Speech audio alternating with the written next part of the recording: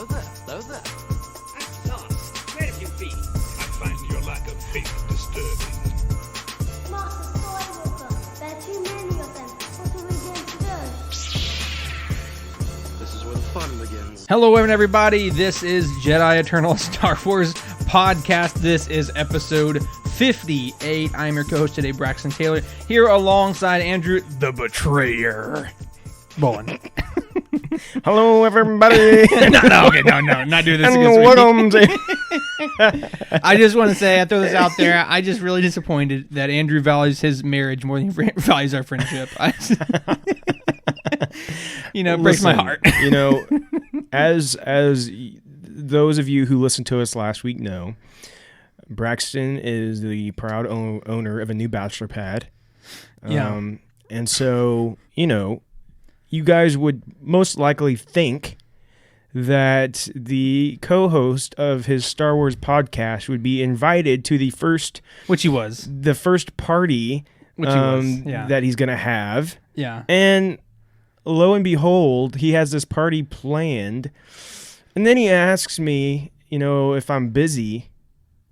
Well, yeah, I already had plans with my wife. How convenient. Somehow I was the last person you invited to this shindig. So no, I'm not going to be there. He's a swindler and a cheat, folks. He thinks he's trying to twist words around. No, that's not true. That's exactly what happened. And then you have the audacity to order Domino's while you're here with me. Order Domino's for your party that I'm not attending. You wouldn't have ordered Domino's for a party that I was going to be at. It would have been Little Caesars, guaranteed. Well, just in my defense, I just thought he treasured our friendship a little more than that. But anyway, so we're going to move on now. But anyway, all seriousness though, folks, it's good to have each and every one of you. We're going to have a good time today. We actually don't have a ton to go over this week. Not a ton of rumors, and of course, our episode our main topic is going to be a little short just because we're going over one episode of The Bad Batch, and it was only 25 minutes this week, so yeah. For a long episode, but we are very thankful that you're here regardless and continuing to listen to us. We're going to go ahead and just get directly into our news for this week. And the very first thing that we have, Disney changes how Rise of Skywalker looks on Disney+. Drew's going to get more into it, but, apparently, I guess I maybe had missed this train because there's so much complaining that goes on in the Star Wars fandom. I guess I just somehow missed this one. But basically, people did not like how the movie looked. And it was apparently, the wrong color hue and all this different stuff. So Disney actually changed the entire color hue of the movie on Disney+. So, Drew, what do you have on that? Yeah, so this is very surprising and very random. But yeah, like all of a sudden, Disney Plus has changed it to... there was a lot of complaints about the blueness, the bluish green hues that the entire movie had. Some thought it was a little extreme. And so this removes that from a large portion of the movie. It's much more like a natural color throughout. And interesting. Yeah, which is very interesting. First of all, that they cared to do that, and so like not for any special reason, nothing. Like all of a sudden it just happened. Like who makes those decisions? Like who's like, hey, you know what? Let's change the coloring of the movie. Yeah, let's have some kind of department go back and just re-hue this entire movie, and we're gonna re-release it. Yeah, it's really interesting. Yeah, I'd be curious to see how that came about. Yeah, but for sure. They did that. They also added so in the original release, when you would watch with subtitles, at the end when all the Jedi are talking and they're saying their little things, it would say like some of them would be just like female Jedi 1 and female, or stuff like that. Yeah. They now have listed all of the names. Good. That's so. Yeah. I mean, why they didn't have that in the first place? Because here's the thing. I don't want to get off a tangent here, but getting off a tangent. But in all seriousness, though, everybody expected there'd be some really cool moment there. And yes, hearing all the voices was awesome. Don't get me wrong, but I expected a little bit more than that. Maybe like seeing the Force Ghost or something like that. That would have been awesome. But okay, we heard them, and then they didn't even give credit to some of even the Jedi that were there. So the fact that wasn't even in place is kind of crazy. But I'm glad that they're actually going back and redoing it, just if nothing else for that sake, Yeah, definitely. I think it's very interesting that they've decided to do this, but like it's not necessarily a bad thing for us. No, not at all. And I would like to watch it again and see how noticeable the coloring differences are. I've seen some pictures, but like I'd like to watch it and see if I notice it. You know what I mean? Like, yeah, I'll be honest with you. I don't know if I would notice it because I didn't notice it really the first time. But I have literally, I'll be honest with you, I have not watched Rise of Skywalker since we watched it in theaters. I've not seen it since then. Really? Yeah. I think I've seen it at least once since then. Yeah. Maybe twice. I don't know. I just told myself, I liked it, but I didn't love the movie. So I thought, okay, I'm just going to just save it until I have another Star Wars marathon. And I just haven't really had one yet, which is kind of surprising for me. But anyway. Yeah, Caitlin loves that movie. And it's because of Dark Ray. Listen, I don't know why. Your daughter's evil. She loves Dark Ray. She'll go around and be Dark Ray. Oh, wow. Like she doesn't even. Yeah. That's a little ominous. I know it is. It makes you wonder, right? She's in cahoots with evil clone Yoda. So watch your back. Yeah. Evil clone Yoda coming in 2024 with Caitlin. With Caitlin. All right. Yeah. Anyways, Let's move on. moving on to our second news story, and that is we have two special editions of Star Wars: The High Republic, The Rising Storm. That's going to be coming out alongside that regular edition of the novel. So we have one that is going to be a limited edition that is going to have like a print, or it's going to be only available through Out of Print, is the company, beginning June 29th. And it's going to have like it's going to be signed. It's going to have exclusive art on the front. And it's also going to have like a tote that has the same illustration on it as the book cover does. Yeah, that's cool.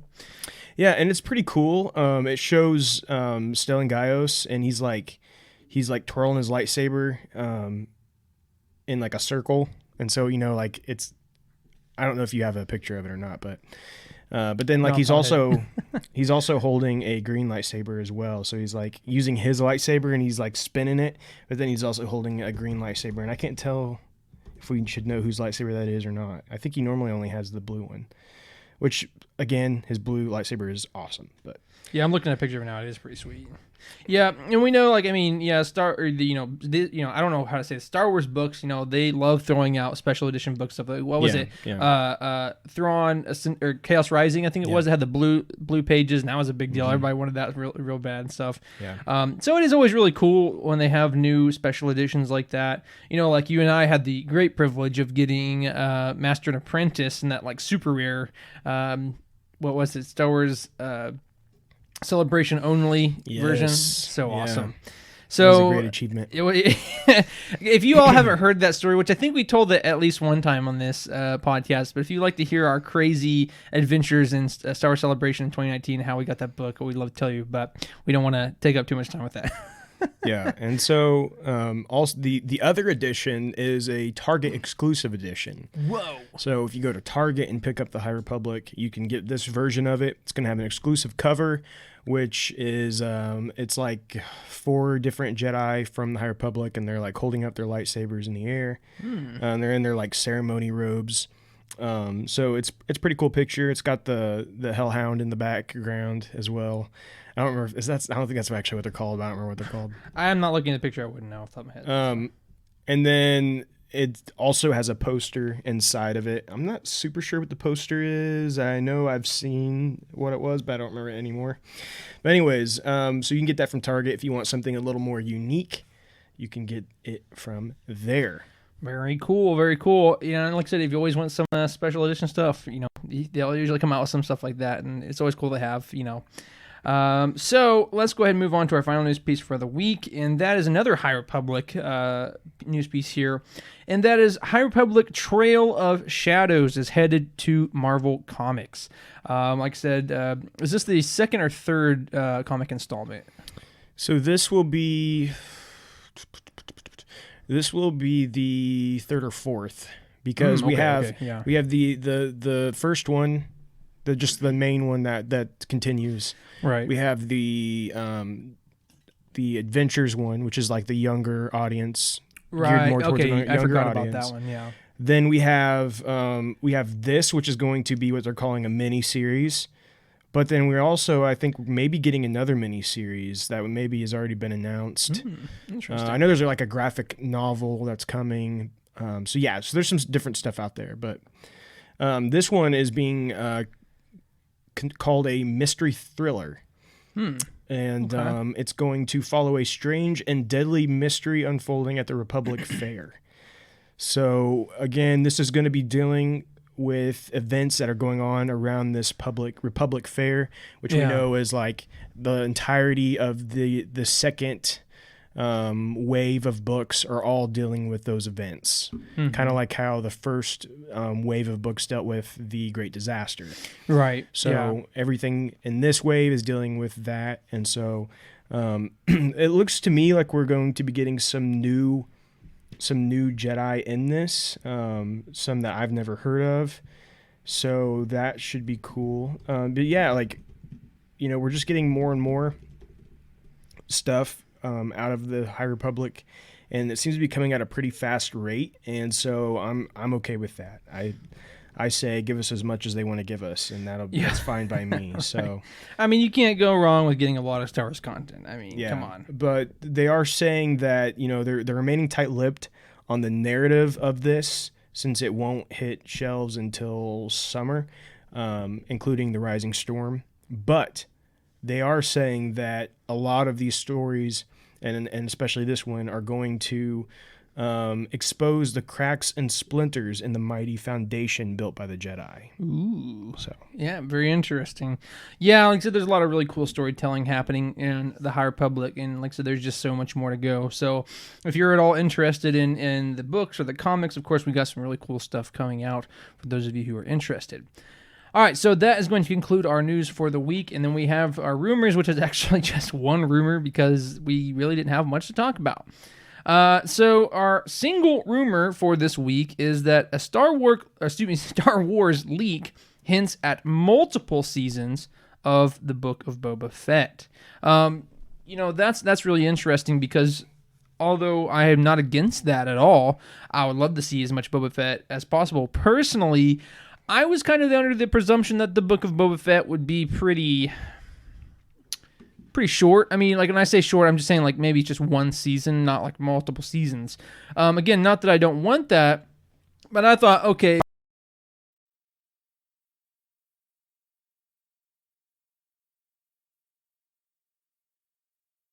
probably want to maybe see an entire since they, if they brought him back, they might as well continue the story on. So anyway, I'm just kind of surprised about that. Drew, what do you think? I mean, are you surprised that they're possibly multiple seasons or not? So yeah, what they're basing this off of a Facebook post that was shared on Reddit that revealed multiple production stickers that claimed to be for the Book of Boba Fett. So they have like a camera department.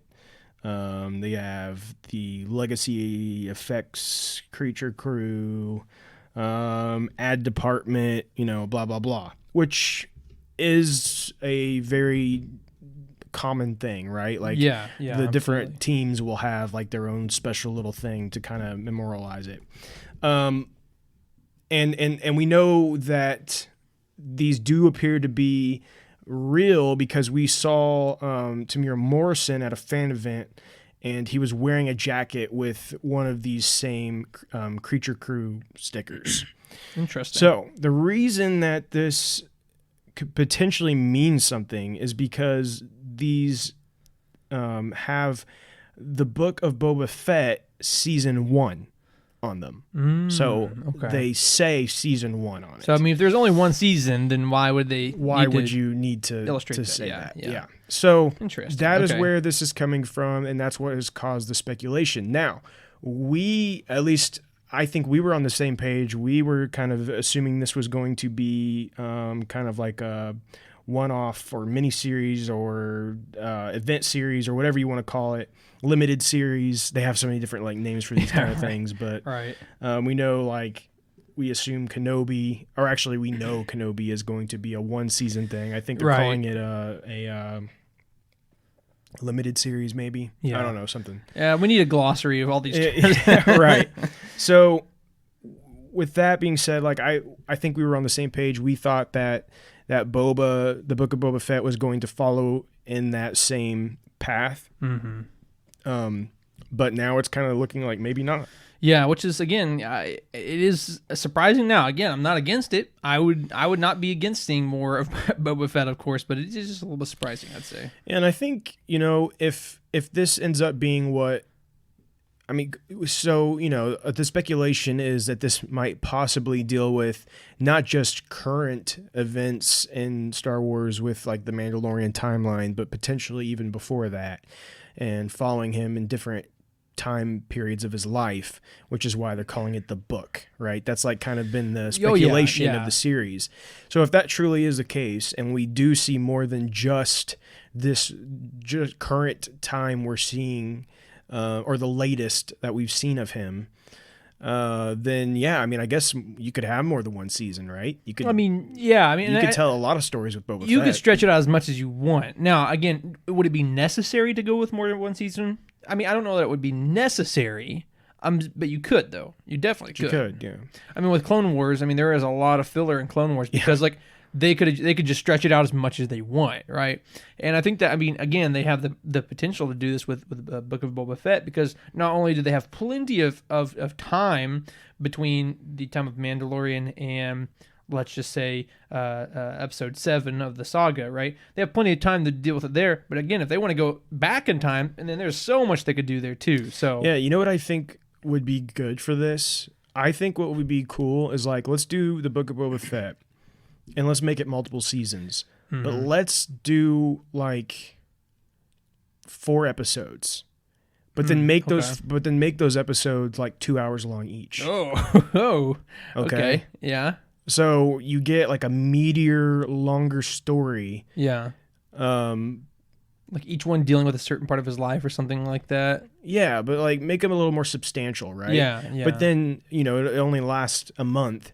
Mm-hmm. But then I think they would mean more than like if we get 8 episodes and they're like 30 minutes. Boba Fett going to the market to get some berries or maybe even like 20 something minutes, like Mando did sometimes. Yeah, exactly. Yeah. And like you're finding out Boba's got a peanut allergy, and so that's him finding out. He has to go to the doctor one episode. Get a root canal. He has to wait in line for a long time, discovering the horrors of the Imperial healthcare plan. It's like, I may not need to see that.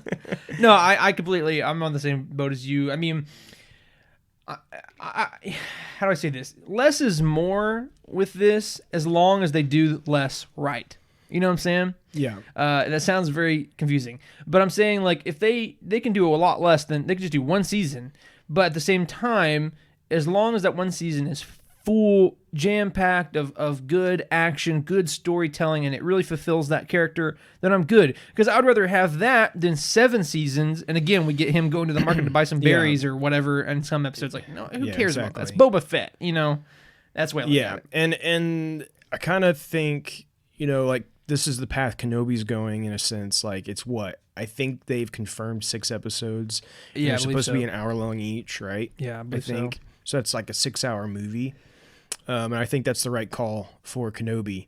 And I just think, let's do something at least similar to that for this. I would like to see what Mando has done. I'd like to see that go away. I'm not a huge fan of the 20 some minutes to 30 minutes for a live action show. It's not enough time for me. And I know these things are expensive, and I know they're like trying to cut the fat off, and trying to save money however they can on these.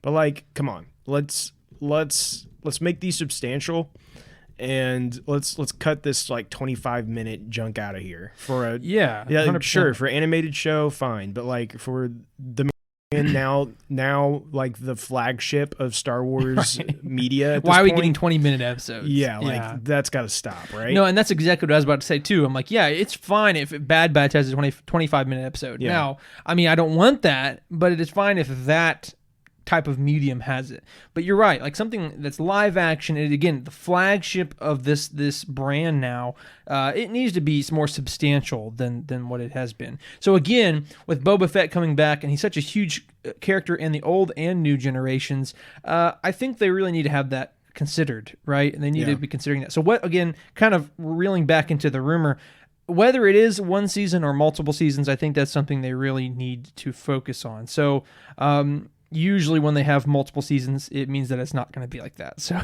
So we'll see. Yeah, definitely. So that's all we have for rumors, is just that one. So we're going to just jump straight into our releases. And in releases, we have a great week of releases, actually. We got 3 comic issues coming out that are actually very exciting.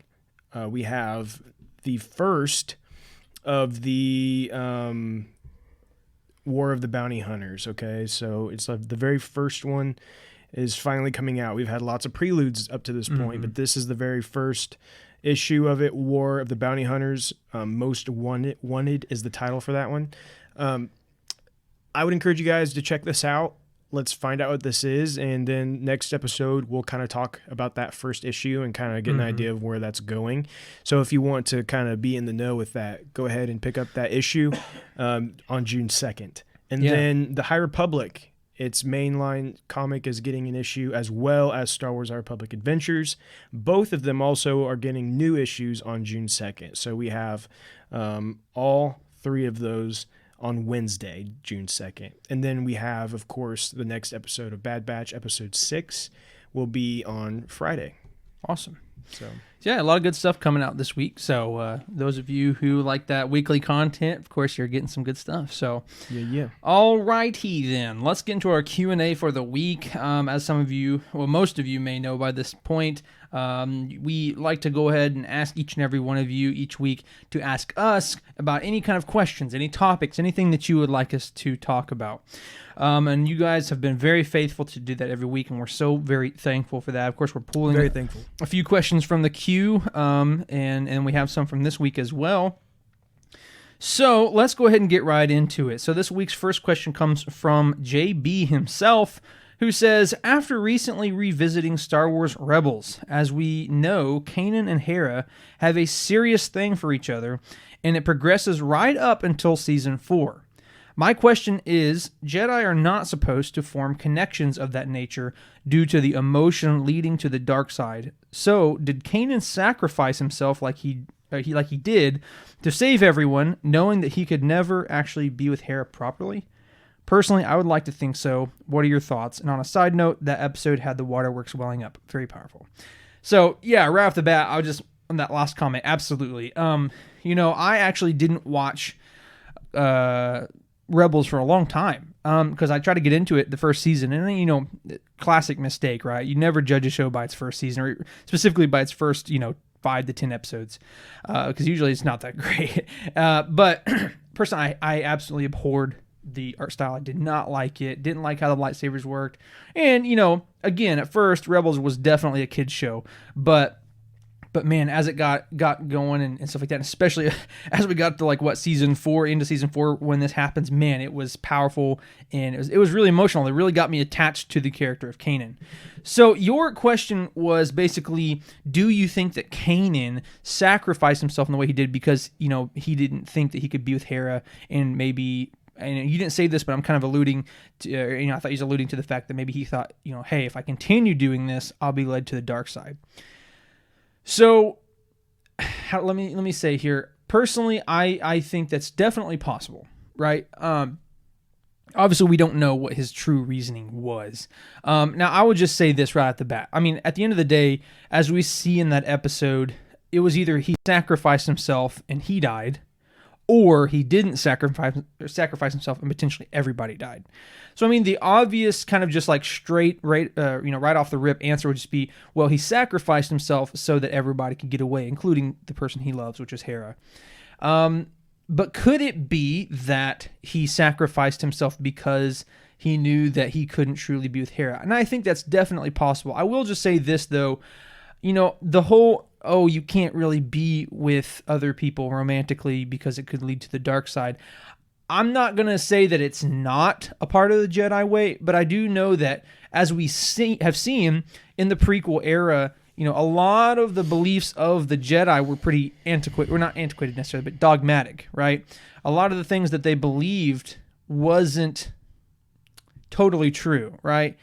We see that through Ahsoka, and in fact, we even see it in Kanan, right? He considered himself to be a Jedi, but still likes Hera, right? He still does things that would not traditionally align with a Jedi. So could it be that him and Hera being together, maybe that was not necessarily a bad thing? Who knows? Maybe that was more just the dogmatic old Jedi way. I'm kind of talking around this. Drew, what do you think? I mean, do you think that Kanan sacrificed himself because he didn't think he could be with Hera, or it was against the Jedi way? No, I think so. Anytime we see Kanan, was pretty.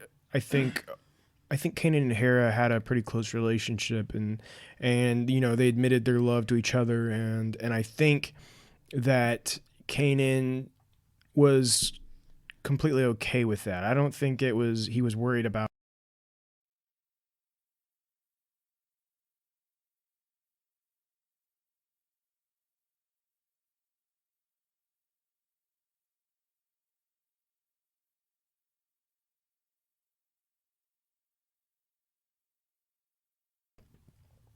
And so I think, I don't think he was concerned about like what the Jedi used to believe necessarily. And when it comes to stuff like that. I would say that he did what he did because he felt like he had to save them. Mm-hmm. And that's the only reason. I don't think it was in a sense because he knew he could never be with her. I think he had full intentions of being with her. Right. Well, and I think also on top of that too, I think if he sacrificed himself only because he didn't think he could be with her, I feel like that's almost dark side-ish. It's within itself, right? It's almost kind of like selfish, like, I can't be with her, so I'm just going to kill myself. That's a little like on the nose, but you know what I'm saying? Yeah. I think our audio might be having issues. Oh, well, if we're having issues, folks, here, hold on 1 second. I don't know. We'll find out later. Are we back on? Yeah, we're back on. Okay. We took a little pause there because we're not really sure. And it seems like every time this happens, we have some dropouts and stuff like that. Yeah, we might have dropouts. If we do, I apologize. My computer's acting up. It's like really like slow, so I'm not sure. It happens to us. You're like, hey, that's why we need to get donations to the Jedi Journal 2. Please go, and if you feel bad for us right now, please go and donate to to us on GoFundMe.com. we would love your donation. Thank you. Yeah. So anyway, where were we? So anyway, long story short, I do think that because of his love for Hera and ultimately for all those that were in their group, that he sacrificed himself because of that love, right? Because he thought that he loved them so much that he was willing to lay down his life to protect them, right? Yeah. So we're really kind of jumping around this topic because it's a big one, and JB, it's a great question. Personally, again, I think Drew and I share the same feelings. I don't necessarily think it was because he didn't think he could truly be with Hera. I think it was more that because he loved her and wanted to be with her, that he was going to save her life and sacrifice his own. So that's kind of our thoughts on it. And that's the beauty of Star Wars, is that it's ambiguous. It's so big that we all can have different thoughts and opinions, and nobody's not inherently right or wrong. So, yeah. All right. So, great question. Thank you for that, JB. Our second question comes from Kristen Perry, who says, are the Jedi allowed to show their species' individual culture off, or is it frowned upon? So that's a really good question. I will give you a very quick answer, to some degree, as quick as I know how to go, and I'll pass it off to Drew. I would say probably in my mind, on a macro scale, it's frowned upon, right? Like at the end of the day, when you're a Jedi, you may be a Togruta, you may be a human, you may be a Wookiee, you may be a Twi'lek, you may be all of these different races and cultures, but at the end of the day, you're a Jedi. If you're a Jedi, you know what I'm saying?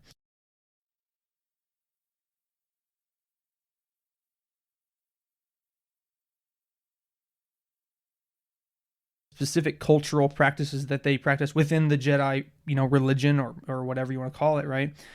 They have a specific way of speaking and acting and stuff. So I would say naturally on a macro or a large scale, yeah, it's frowned upon because, yes, if you're a Twi'lek, most likely you're not going to be able to wear your Twi'lek clothes and speak your Twi'lek language. You're going to have to speak Common, which is all the Jedi speak. You're going to have to wear the Jedi robes, which all the Jedi wear, right? Because it's about separating yourself from the connections around you. Now, with that said, I think if it's a really culturally important thing to you, I don't know that I can prove this necessarily, but I do think that the Jedi do allow it. For instance, we see Ahsoka, who is a Targruta, and she has her special headdress that we see. And throughout Clone Wars and Rebels, her headdress evolves, right? She adds new pieces or takes some away, or she adds new... and basically her mandrels or tentacles, whatever they're actually called, I can't think. But you know what I'm saying? But like in between that has that little braid thing and it comes across her forehead. Basically that changes. So my point is that I'm assuming that culturally for her that was important. And, that something small like that was very important to her culturally was allowed. But something on the macro, bigger scale.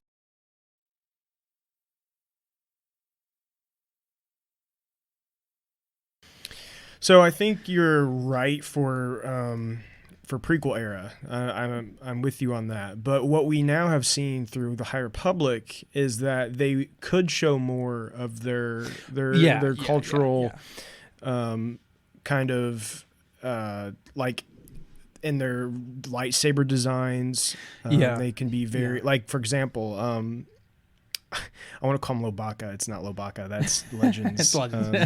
The new Wookiee. Buryaga. Yeah. That's his name. How can you forget that, right? Yeah. Buryaga's lightsaber is made out of the wood from... wow. I just can't remember anything. Where do the Wookiees live? Kashyyyk. Thank you, Kashyyyk. He's having a Star Wars brain fart day. Yeah, I guess I can't remember anything. But it's made from the trees, and I'm not even gonna try to pronounce the tree names because I can't say anything today. But it's made from those trees from Kashyyyk, and so that's kind of a cool way of showing his his culture. And then we also have some more like in the way they dress. They do kind of more. Show their style in a sense, right? And like everybody in the High Republic, no one is the same. Like everyone is kind of individual. And they express the Force in different ways, and in their appearances and all of that. And it's like celebrated and encouraged almost, right? Yeah. And then, but of course, what we know in the prequels is somewhere in between the High Republic. And the fall of the Jedi, as they call it, something happens in between there that changes everything to the point where they all wear drab brown robes and everyone's. I mean, they can still make their own like lightsaber designs, but even that is less.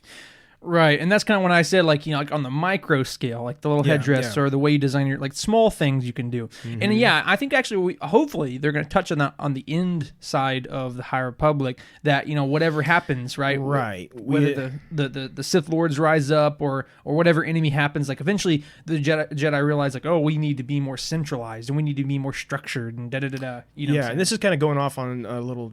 Whatever, but I'm going to do it anyways. Like, I think, something has to happen that causes the Jedi, and to me, it has to almost be like it's got to be some kind of betrayal or something, because I feel like they're going to have to look at it as like, okay, the Jedi caused this, and it was because of their emotions, flamboyancy or whatever, something. You know what I mean? And so they're gonna say the only way we can control this and keep this in check, is if we all are the same, and we all, we lose all the attachments and lose all the flair, right, and become more humble. And so it's like, something's going to go down that causes all of that. And I can't wait to find out. Yeah, what it is. that's exactly my thoughts as well. So, I mean, yeah, and so, Kristen, I think really it depends on the era that you're really talking about the Jedi. But yeah, for sure. I mean, the main era that we're familiar with, which is the prequel era, it's probably frowned upon. But in the High Republic era, and obviously then afterward, when the Jedi are kind of more loosely structured, there's not a Jedi temple or anything like that. And yeah, you can probably be a little more individual with that. So great question. Thank you, Kristen. And then our final and third question comes from Ava Patton, who says, why do the markings on Rex and Kanan's helmet look strikingly similar? And Ava, would you be surprised to know they look strikingly similar because they are the same markings? And this is crazy because I actually learned something through this too, Ava. So I'm very appreciative for this question because this is something I wasn't really super familiar with either. I had to kind of research this. But to make a very long story short, the little kind of pointy, semi-triangular like horns, essentially, that's on Rex's helmet and eventually on Kanan's like face shield, basically those are called Jag eyes, or specifically Shriek Hawk eyes. So I'm going to kind of bounce between Legends and canon here for just a second. But essentially, in the Legends, the Jag eyes, or Shriek Hawk eyes, this was a Mandalorian sigil. So we have, like as we see in the Mudhorn in the Mandalorian, like the show, right? That's a Mandalorian sigil. Well, so was the Jag eyes, and that basically that was a sigil for a clan of Mandalorians. But yet, if you did, something that clan really respected or liked or whatever, they would bestow to you those Jag eyes, right, as an honor. Now, that's technically not canon anymore. Now, in canon, it is still called Jag eyes or Shriek Hawk eyes. But in the current canon, all they can really say about it is that it's some kind of honor that's earned in battle. And so, I mean, it's kind of assumed that it's still a Mandalorian thing, because as we know now, Jango was a foundling, and they're in Legends, at the very kind of inception of the clones, there were Mandalorians there that helped train them at the very inception of them. Now, can that kind of change a little bit later on? So, to make a very long story short, and Drew can expound on this a little bit more, but Rex, at some point in canon, he earned these Jag eyes because, he did such exceptionally well in battle. So, we'll bounce back and forth between Rex and Kanan. But, Drew, in terms of Rex, I mean, we can kind of go back and forth on, like, Legends and canon. But why do you think, or how do you think that Rex got these Jag eyes? I would assume it's probably from some kind of, combat scenario, right? Like, oh yeah, like maybe one of his first kind of like a badge of honor type deal, right? Medal of Honor. Like I would say it's probably something similar to that. And or it was in his training and someone like Jango actually gave that to him. Yeah, and right? I think that was a good question. Like, who do you think gave it to him? And I would say it have to be Jango, because he would be the only one around to. And now that we know Jango technically was part of the Mandalorians. Wow. See, I couldn't even get Mandalorian. You know, man. Seeing as he was, we find out he was a foundling, right? And sure. So which was huge.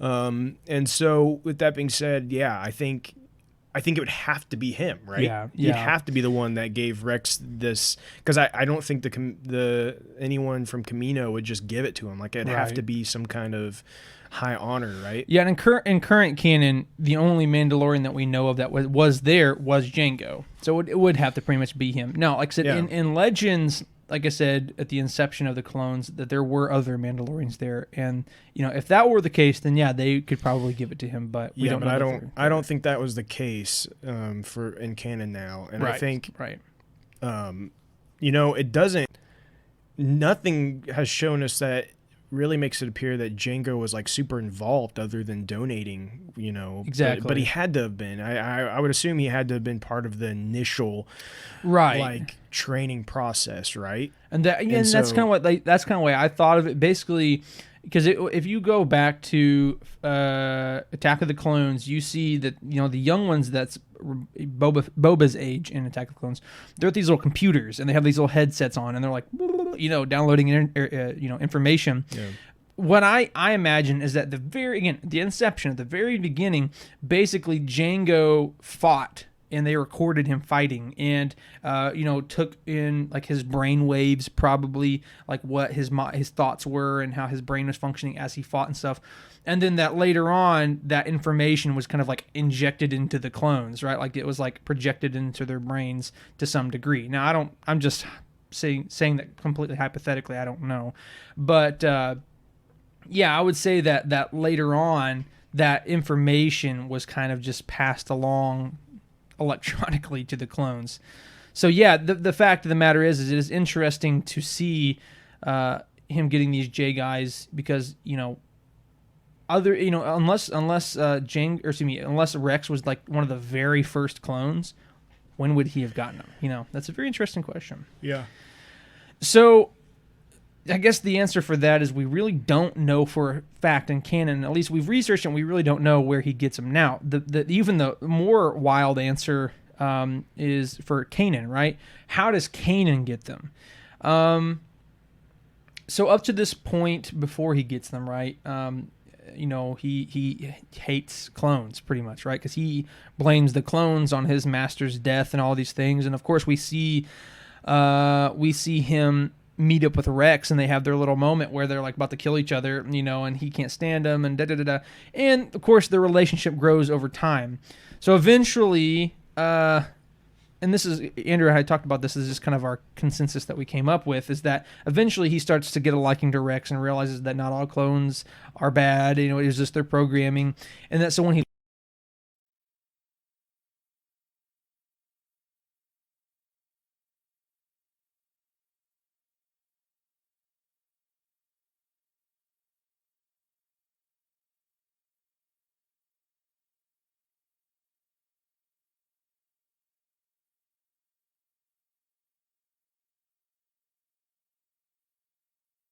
where that is the case and like they talk about it, but I don't remember. It's been so long since I've seen Rebels all the way through. Well, I mean, it could have been maybe something to do with Sabine, right? Sabine's a Mandalorian, so maybe she drew it on there for him. I don't know. That's true. And there may be a scene that kind of talks about like him getting that. I don't remember, but yeah, I mean, I think it's either in a sense honoring Rex or it's actually the whole Sabine thing kind of makes sense too. Maybe Sabine's like, here, you need to decorate that with something, and she kind of does that. Which I do think if it was her, it'd be a little more colorful. That's the only thing that kind of throws me off. You know what I'm saying? It'd be like purple, pink, and blue. It's like, so it may not be her just because of that. With some glitter on it. And, Exactly. So yeah, I mean, again, Ava, fantastic question, because I actually didn't know this at first. I mean, I was vaguely familiar with the idea, but yeah, like J guys being a Mandalorian thing passed down through battle and stuff, that's really cool. And in fact, if you look it up in canon, they don't just look similar; they're the same exact symbol on Kanan and Rex. So it's pretty cool. Pretty cool. So Ava, fantastic question. Thank you for illuminating us with this really good question here. So we're going to end our Q&A there, but last thing we're going to do is get into our main topic. And as you know, we have continually tried to review each episode of The Bad Batch each week. So this week we're going over episode 5, which is called Rampage. So as we usually do, we're going to go over our non-spoiler thoughts and impressions and then get into the spoiler topic there. So Drew, what is your non-spoiler impressions and thoughts of episode 5? I think let's just do spoiler. Oh, okay. You just want to jump right in. Well, so let's just say off the bat. The reason we're just jumping in is because there's really not a lot to talk about. There's nothing to spoil necessarily. Another 25-minute episode, and probably the third or fourth one in a row, unfortunately, where it's just kind of like filler, whatever, right? So yeah, we'll just jump right into spoiler. So go ahead. this is just following kind of in the same pattern we've seen. There is a narrative that they're telling, a continuative narrative here, but it's so small, right? And it's not. It's just like they're getting there very, very slowly. And like what we saw this week is they were wanting more information on the bounty hunter that was after them, and they were like, you know, we need to figure out who this is and who is trying to get her to, or who is wanting her to kill us or capture us or whatever, right? Yeah. And that's the overall mystery of the show right now. Right. And of course, then we also have like, who is Omega? Like what truly is going on with her? Mm-hmm. And this, it's like, it's fine. That's the best way I can say it. Like, it's fine. Well, it's nothing out of the ordinary, really. Nothing is like blowing me away. Nothing has me on the edge of my seat. It's more Star Wars. That's great. I'm watching it happily, but I am not blown away. Right. Not even, I wouldn't even say I'm impressed. Right. Like, I'm Right. just, it's there and it's fine. Yeah, I hate to admit I feel the same exact way. And again, because the whole, like I said last episode, I can't even remember what the whole premise. I can't even tell you what they were supposed to do. Oh, the whole premise of the episode was they were just stopping and getting fuel, and then something interfered and something else happened. Right? Yeah. Well, it's the same way for this one, right? The whole premise of this episode is them just going to one person to get some information, and then all of a sudden this whole side thing happens. Like, there could be so much story on what you're actually trying to do. You don't have to have all of a sudden these just little crazy side spurts, side little things that have no conjunction with the story. You know, that is not great storytelling in my opinion. And I said this last time. People are like, well, you just got, you know, I've heard this online. No one said it to me specifically, but, well, you know, this is a 16-episode series. It's like, you know, everyone's getting so spoiled and so, used to these, 6 into 8 episode seasons of like Mando and stuff where it's action-packed the whole time. Like, but what's keeping them from doing action-packed for 16 episodes? What's keeping them from doing that, right? It's just them either writing it or not writing it. So my point is, with that is that, yeah, they had one little thing, and all of a sudden, again, if you want this information, you have to go rescue this slave. I mean, that's it. I mean, there's no, and then come to find out the slave has nothing to do with the story. The slave has nothing to do with anything. It's just a little side quest, and it's like, what's the point, you know? Yeah, I think I wish there was. I wish we were dealing with more about the Empire and how things have changed. And I'm just not thrilled on the overall narrative yet. I'm still not like super impressed with the cast. No one on the cast is really gripping me yet.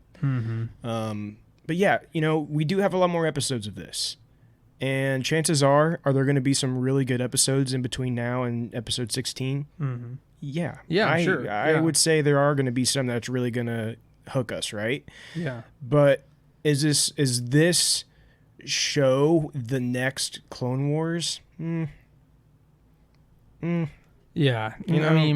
I mean, is it ever going to capture the magic of having Obi-Wan and Anakin and telling all these stories of the Jedi?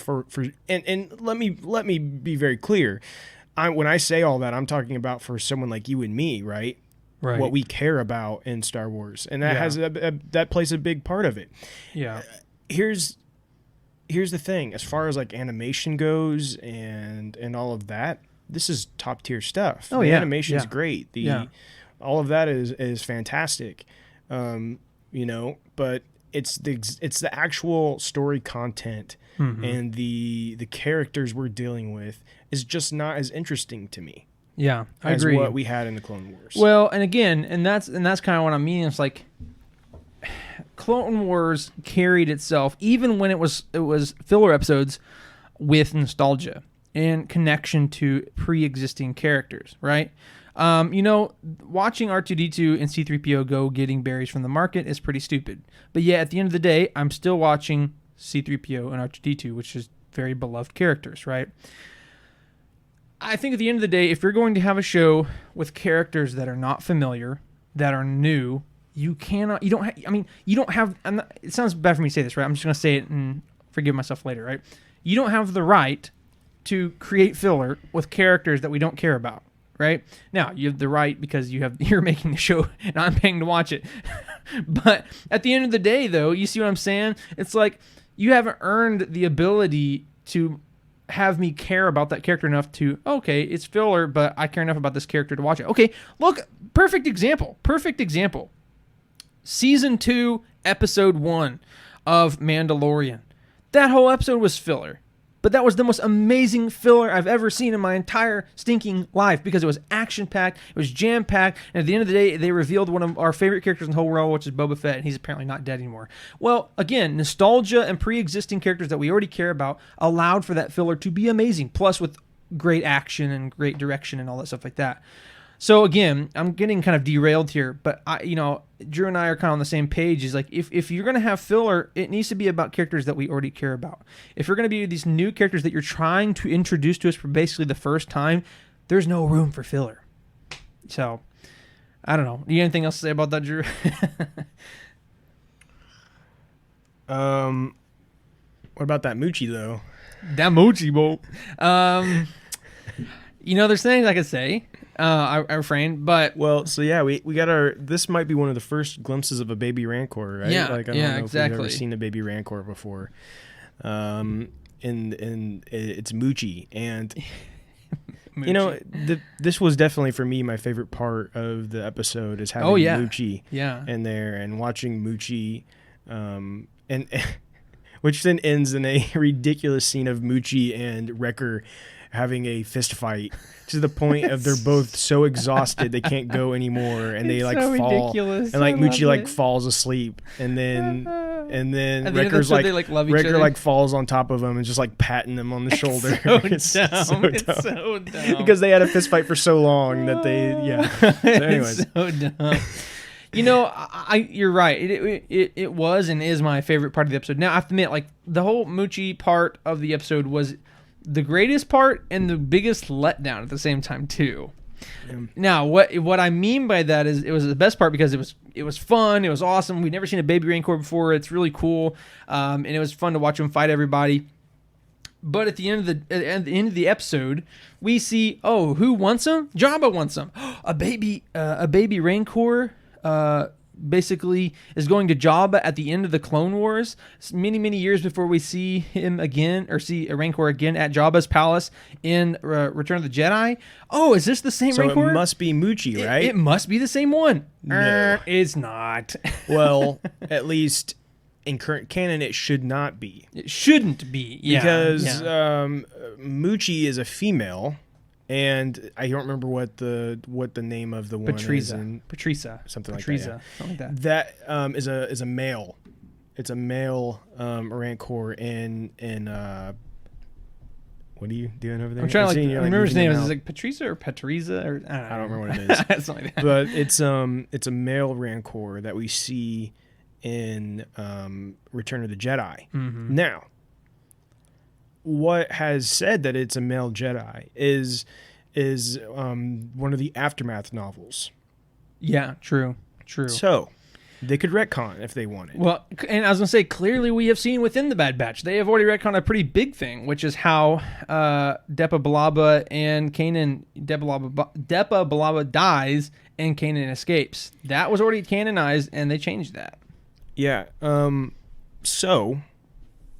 Well, and they've retconned something that came from one of the Aftermath novels. Oh, did they? Yeah, and that's how Cobb Vanth gets the Boba Fett armor. Oh, yeah. Actually, we already knew that from So, Mando. That being said, theoretically, Muchi could end up being the Rancor that is in Return of the Jedi. Yeah, well, because the name is completely... They are going to have to clear that up for us. Because the name is completely arbitrary. Muchi, Patricia, it doesn't matter what his name is. No, yeah. But it literally could be something as simple as like, oh, we thought it was a girl, but it ended up not being. You know what I'm saying? Like, it's just something dumb like that. Yeah, so we'll have to just wait and see. for now, we have to assume it's not, right? But like, yeah, exactly. If the people who made it, or Dave Filoni, or whoever wants to come out and be like, hey, actually, we do mean for that to be the Rancor you see in Return of the Jedi, then cool. I actually like that. Yeah, it adds a really cool significance to the episode. Yeah, just a fun little thing there, right? But for now, we have to assume it's not, which is kind of a bummer. Because long live Muchi. Exactly. We don't want to see Muchi die. Muchi. Come on now. I mean, after I had a fist fight with Wrecker for 20 minutes, I mean, come Muchi, on. the next great Star Wars character. Yeah. Muchi Skywalker. Is Muchi force sensitive? Question mark. Exclamation point. Is Muchi clone of Palpatine? Question mark. Yeah. Is Muchi Rey's mother? Yeah, Andrew, I had a good time with that when I was watching that. So, overall, I mean, again, I said this last episode, we kind of destroyed this episode today. So please don't think that we're like mad. Don't think that we don't like the show, because at the end of the day, we love Star Wars. We love pretty much anything Star Wars.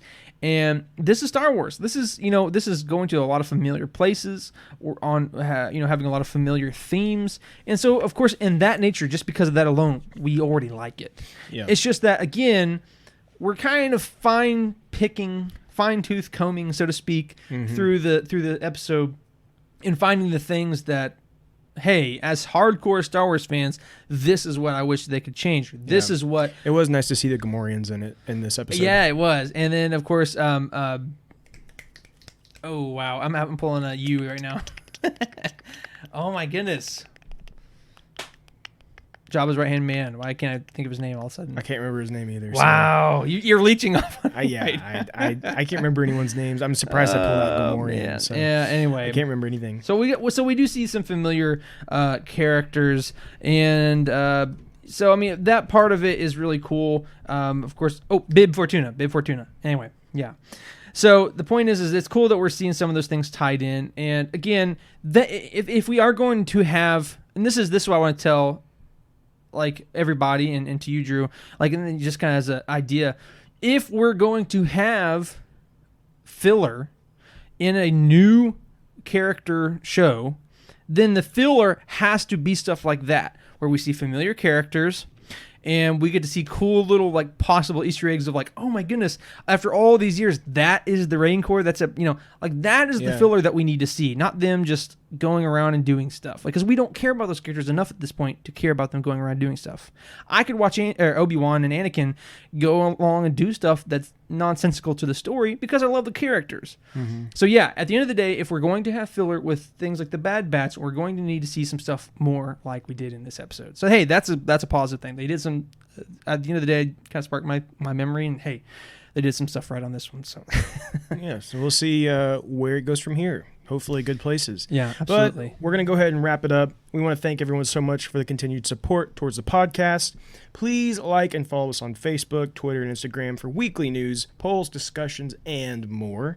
Please also follow us on Spotify and Apple Podcasts. Leave a review. We would love that very much.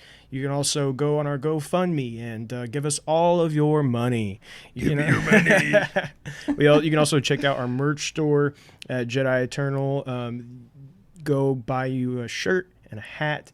You will look so good in it. So cute. Everyone will compliment you and talk about how beautiful you are. Exactly. We hope that you all have a lovely Memorial Day weekend. Hopefully you're going to go eat some hot dogs and, I don't know, do something. And also remember our fallen warriors. I mean, that's what Memorial Day is about. It's not about hot dogs, man. Come on. Good grief.